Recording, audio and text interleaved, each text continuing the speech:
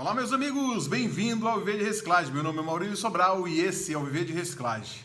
Você acredita que tudo que você possa imaginar nessa terra, tudo começa com o número 1? Acredite que para você chegar a R$1 milhão, você precisa começar com R$1. Acredite que para começar, para você ter várias empresas, você tem que começar pela primeira empresa. Saiba que você, para conquistar qualquer emprego, você tem que ter o primeiro emprego. E assim sucessivamente. Então eu vou te contar uma história para que você entenda e você não desvalorize o número 1. E a partir do momento que você começar a enxergar e entender o que significa o número 1, você vai parar e refletir como você tem tomado as suas decisões. Maurílio, mas o que isso tem a ver com o número 1? Tem tudo a ver. Preste atenção na história que eu vou contar e que você vai entender. Beleza? Então bora lá? Gente, não sei se vocês conhecem a história do tabuleiro de xadrez. Você já jogou xadrez em alguma vez na sua vida? Você já ouviu falar no jogo de xadrez? Pois preste atenção no que eu vou te falar sobre esse jogo. E aí você vai entender o que eu quero te dizer no final. Às vezes é bom a gente refletir sobre as coisas simples, tão simples como o número 1, pois tudo começa com 1. O primeiro dia da criação do mundo, o primeiro passo para começar a andar, o primeiro amor, o primeiro filho, o primeiro trabalho, o primeiro ganho, o primeiro investimento, o primeiro lucro e assim por diante.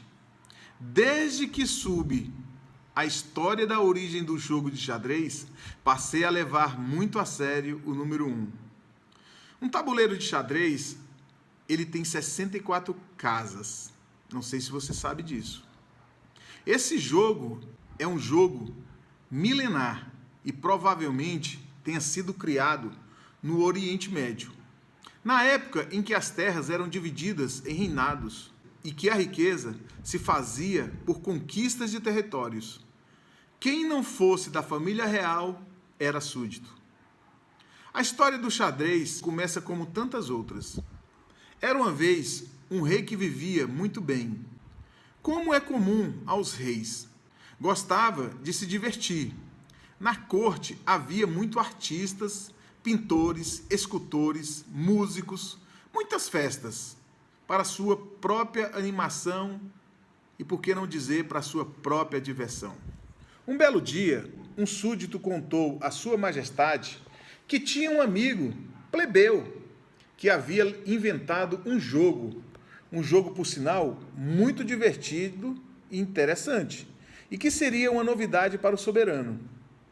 Logo que ouviu a notícia, o rei convidou o tal inventor para mostrar-lhe o jogo.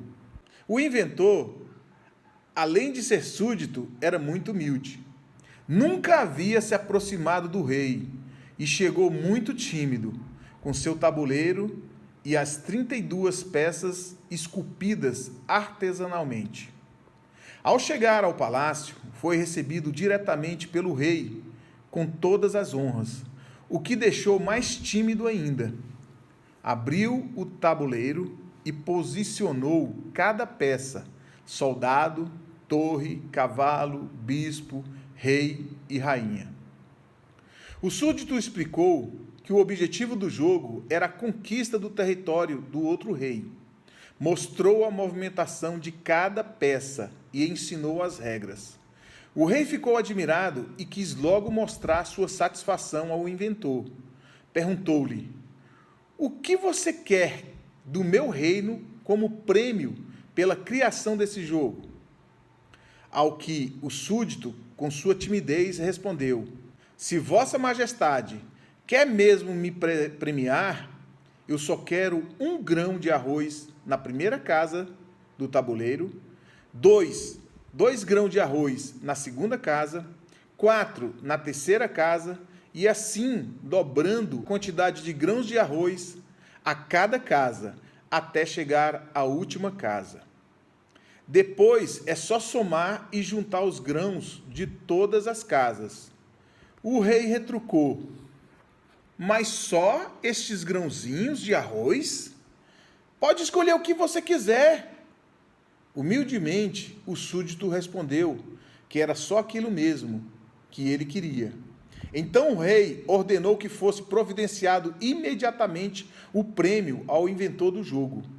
Horas depois, um súdito da corte foi comunicar ao rei que não havia grão suficiente de arroz no palácio para preencher o tabuleiro e que também não havia arroz suficiente em todo o seu reinado. Comunicou ainda que, se houvesse grão suficiente, não haveria como transportá-los, e se fosse possível arrumar transporte, não haveria como armazenar todos aqueles grãos. Depois de fazer os cálculos, os súditos da corte descobriram que a casa 64 correspondia a 9 quintrilhões e 223 quatrilhões de grãos de arroz. Mas o da casa 63, que era 4 quatrilhões, mais os da casa 62, com 2 quintrilhões, 305 quatrilhões de arroz e assim por diante. Somando-se a quantidade de arroz de todas as casas até voltar à primeira com um grão de arroz, nesse caso, como ficava a palavra do rei? Foi o próprio checkmate. O rei, por sua vez, lamentou e falou para o súdito: infelizmente não poderei cumprir a minha palavra. O súdito, tímido, mas fitado no rei, disse: majestade, fique tranquilo, o senhor não me deve nada. Eu só quis mostrar para o senhor que jamais se pode subestimar o número 1, porque ele, multiplicado por várias vezes, ele pode comprometer toda a sua majestade.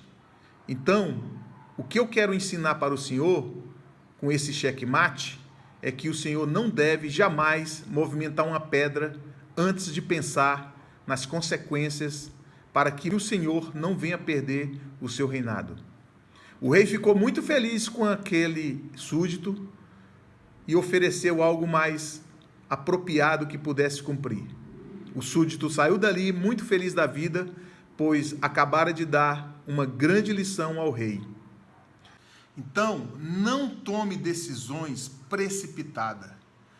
Se você é do tipo da pessoa que toma decisões sem pensar nas consequências, saiba que a primeira resposta que você for dar, que é a primeira, lembra? A primeira resposta, se você der e você não cumprir, você vai sair por mentiroso. Então pense no número 1, pense que é a primeira resposta. Você tem que, antes de falar qualquer coisa, pense, não seja emotivo, não tome decisões através das emoções, para que você não seja vítima de você mesmo. Beleza?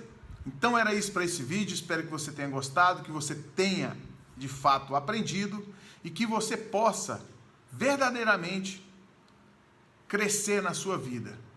Se você não é inscrito no canal, se inscreva no nosso canal, compartilhe esse vídeo com alguém para que mais pessoas conheçam, para que mais pessoas possam viver da reciclagem, porque a reciclagem não é simplesmente materiais recicláveis, gente. Nós estamos aqui reciclando as pessoas, criando culturas, para que as pessoas reconheçam que a reciclagem ela é importante para o nosso país e que os materiais recicláveis só podem ser recicláveis se as pessoas já tiverem sido recicladas antes. Ou seja, primeiro é preciso reciclar pessoas para depois reciclar objetos. Beleza? Então era isso para esse vídeo, um forte abraço e até o próximo vídeo.